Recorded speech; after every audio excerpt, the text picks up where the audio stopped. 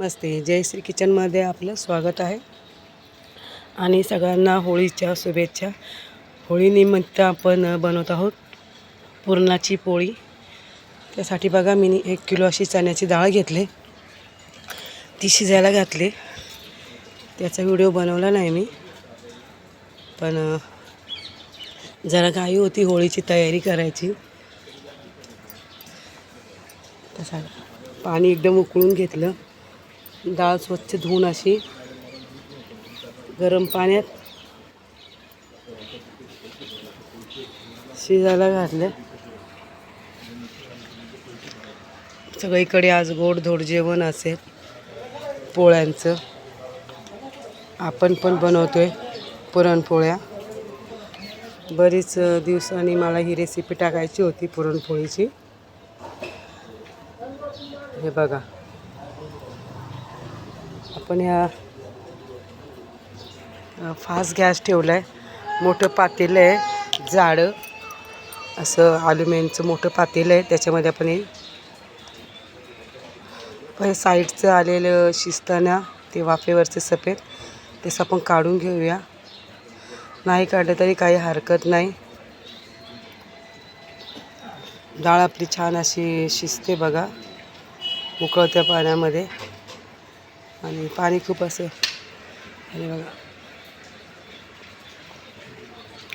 होळीला सगळीकडे पुरणपोळी, पुरी भाजी, श्रीखंड सगळ्यांच्या घरी गोडधोड जेवण बनवतात। आणि होळीची कथा सगळ्यांना माहीतच आहे।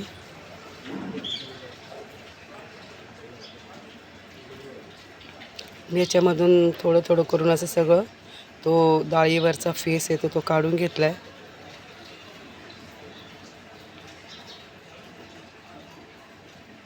तिकडे माझी आमटीची तयारी चालली। आमटीचे म्हणजे मसाला बनवून घेतलाय। जेव्हा या डाळीचं पाणी निघेल ते आपण आमटीसाठी घेतोय। डाळ अजून काही शिजली नाही, थोडीशी बघा। तर आपण याला अजून छान अशी शिजवून घेणार आहोत डाळीला।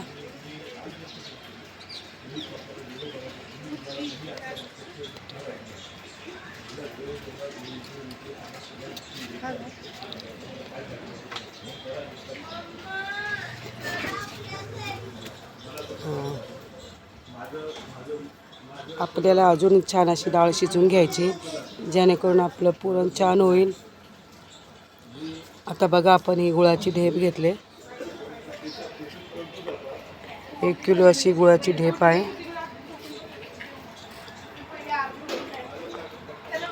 आपण गुळाची ढेप अशी सुरीनीला बारीक बारीक करून घेऊया।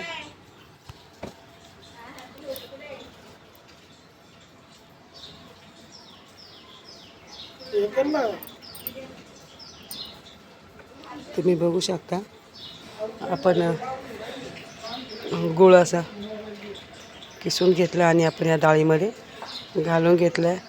यालाच आपण पुरण म्हणतो।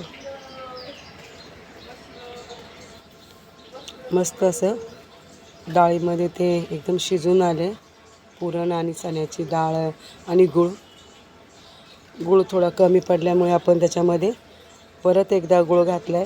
किंवा ही पुरणाची पोळी एकदम गोड अशी पाहिजे, आणि गुळाची आहे ती खूप छान याला चव।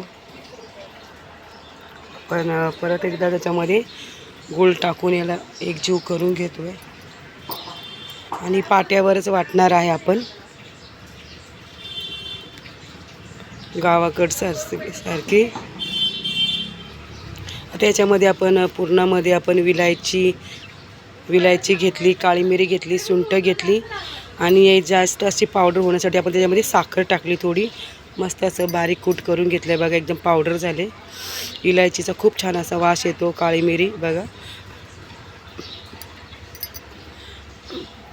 आपण हे पुरणामध्ये टाकून याला छान असं एकजीव असं करून घेऊया। पुरणाचा खूप छान असा वास येतोय। आणि इलायची बघा, इलायची कोणत्या पण जेवणात टाकल्यानंतर खूप असं छान याचा वास येतोय। हे बघा, पण पुन्हा याला छान असं गरम याच्यावरती एकजीव असं करून घेऊ.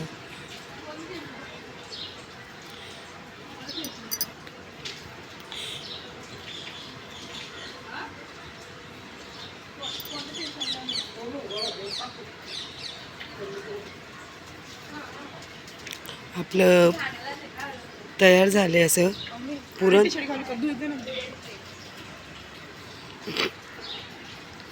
पुरण पाट्यावरती आपण वाटून घेतले. आता बघा तुम्ही, मी पीठ मळून घेतलेलं आहे.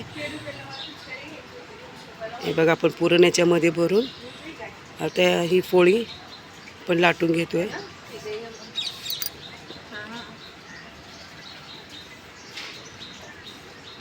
जसं आपण चपाती लाटतो त्याचप्रमाणे आपण ही हलकी हलकी याला लाटून घ्यायची. आपण पोलपाटला रुमाल बांधला आहे, म्हणजे खाली चिकटत नाही आणि छान आपल्या अशा पोळ्या तयार होतात. बरं गोवर्धन असं घी आहे, त्याच्यामध्ये आपण या पोळ्या बनवणार आहेत. एकदम सॉफ्ट आणि मऊ मऊ अशा ह्या पुरणपोळ्या आहेत होळीनिमित्त. बघा पोळी किती छान तयार झाली न फाटता. बघा त्याचप्रमाणे आपण सगळ्या अशा पोळ्या तयार करून घेतोय. पुरण मी पाट्यावरच वाटून घेतलेलं आहे.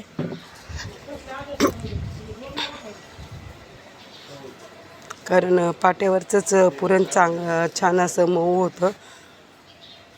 काही लोक मिक्सरमध्ये किंवा पुरणाची एक चाळण असते त्याच्यामध्ये पुरण तयार करून घेतात, पण आपण हे पाट्यावरच वाटून घेतले.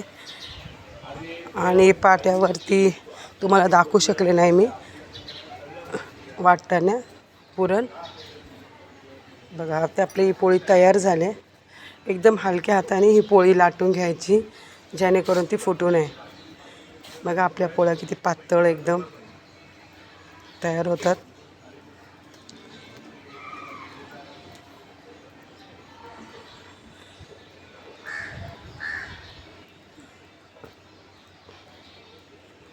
हे सगळ्या पोळ्या माझ्या बहिणीने केल्यात मोठ्या.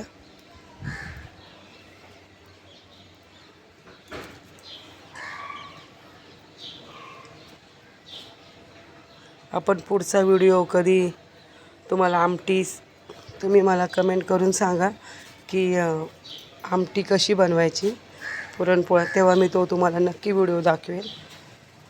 सार कसं बनवतात, आम्ही आमटी म्हणतो आणि काही लोक त्याला सार म्हणतात, सार भात.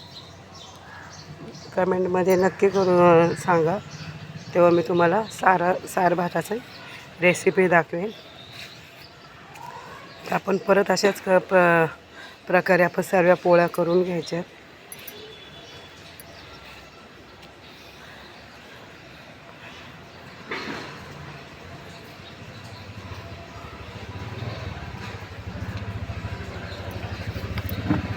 पोळ्या पण अशा टम फुगतात मस्तपैकी. बघा आता ही होळीचा नैवेद्य आपण घेऊन चाललो आहे.